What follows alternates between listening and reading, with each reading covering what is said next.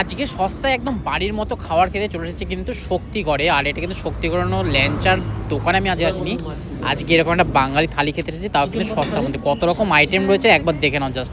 এটা হচ্ছে মা মনসা অ্যান্ড হোটেল অ্যান্ড ল্যাংচা, মানে এখানে কিন্তু হোটেলও আছে, ল্যাংচাও পাওয়া যায়। আর ঠিক উল্টো দিকে রয়েছে কিন্তু আদি ল্যাংচা ঘর, এটা কিন্তু বর্ধমান এক্সপ্রেসওয়ে। আর এখানে দেখতে পাচ্ছি এটা কিন্তু রয়েছে পোস্ত, আলু পোস্ত রয়েছে, ঝিঙ্গা ছাড়া, এটা কিন্তু মিক্স ভেজিটেবল রয়েছে, সিজনাল। আর রয়েছে কিন্তু বেগুন ভাজা রয়েছে, ফার্স্টে কিন্তু বেগুন ভাজা দিয়ে খাবো, আলু সেদ্ধ রয়েছে, এখানে ডাল রয়েছে। আর আমরা কিন্তু আলাদা করে একটা মাছ অর্ডার করে দিয়েছি, মাছ কিন্তু কাতলা মাছ অর্ডার করেছি। আর তার সাথে কিন্তু অর্ডার করছি ডিমের অমলেট ভাত দেওয়া 10 টাকা মাত্র। কোনো জায়গায় কিন্তু 10 টাকা পাওয়া যায় না, এখানে 10 টাকা পাওয়া যায়। আর এখানে থালির দামটা তোমাদের সাথে শেয়ার করবো, ভিডিওর সাথে থাকো, তোমাদের সাথে সব কিছু শেয়ার করবো। এখানে চলেছে কিন্তু ঘরোয়া বানানো একদম দেশি কাতলা, একদম কাতলা মাছের পিস দেখলে বুঝতে পারছো, একদম টমেটো দিয়ে পাতলা করে ঝোল বানিয়েছে।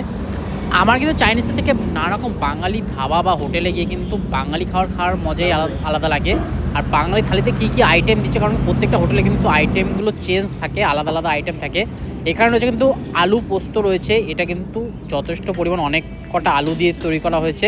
আর বেশ ভালো দারুণ একটা ফ্লেভার আসছিলো। আমার কিন্তু রাইসের কোয়ালিটিটা সেরকম ভালো লাগেনি, রাইসের কোয়ালিটি ডিসেন্ট কোয়ালিটি বলা যেতে পারে, পুরো মিনিকিট রাইস না বা বাসমতি রাইসও না, এটা হচ্ছে মিনিকিটের। আমার মনে হয় 48 টাকা 45 টাকার ওই চালটা ইউজ করা হয়েছে। বাকি এখানে চাটনিও দেওয়া হয়েছে, চাটনি হচ্ছে ধনেপাতা চাটনি রয়েছে, আর একটা হচ্ছে মূলোর চাটনি রয়েছে, টক চাটনি বলে এরা। আর এক্সট্রা ভাত কিন্তু আনলিমিটেড, আর আমার কিন্তু এক্সট্রা ভাত লাগেই, কারণ কি এত কটা আইটেম থাকে না বাঙালি থালিতে, সে কটা আইটেম খাওয়ার জন্য ভাত তো লাগবেই।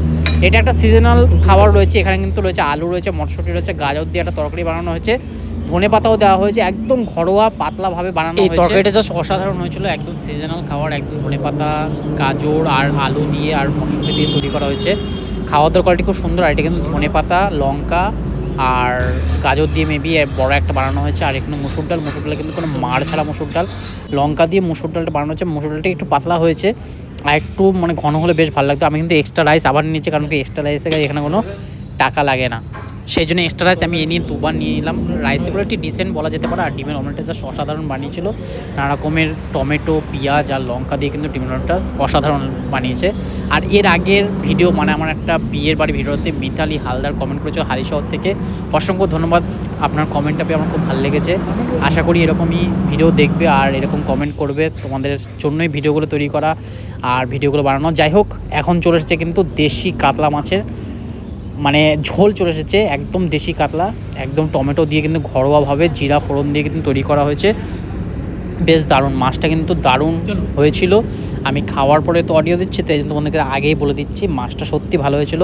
তবে কি কৃষ্ণনগরের যে আমি শঙ্কর মিষ্টান্ন ভাণ্ডারে যেখানে খেয়েছিলাম বাংলা থালি, সেটার থেকে কিন্তু মানে এটা বেটার বলবো না, ওটা অনেক বেটার ছিল, ওটা একটু দামটাও বেশি ছিল। এটা কিন্তু মাত্র নিচে 70 টাকার ভেজ থালি আর 110 টাকায় কিন্তু মাছ ভাত থালি, কাতলা মাছ দিয়ে, দেশি কাতলা দিয়ে। এরকম ঘরোয়াভাবে খেতে হলে কিন্তু সত্যি করে তোমরা একবার এসে এখানে খেয়ে দেখতে পারো, দারুণ লাগবে। আমি আশা করি তোমাদেরও এখানকার খাবার খেয়ে ভালো লাগবে, আমার ভীষণ ভালো লেগেছে, সেই জন্য তোমাদের সাথে শেয়ার করা আজকে এই ভিডিওটা। আর কাতলা মাছটা অসাধারণ ছিল, আর তার সাথে ডিমের অমলেটটাও ভালো ছিল, তরকারিটাও ভালো ছিল। খালি ভাতটা যদি একটু ভালো কোয়ালিটির হতো তাহলে আরও ভালো হতো, কারণ মিনিকিটের একদম কমা চালটা ইউজ করা হয়েছে। এর থেকেও ভালো যদি মিনিকিট বা বাঁশকাঠি রাইস ইউজ করে সেটা হলে ভালো হয়। দেখা হবে নতুন একটা ভিডিও, তখন টাটা।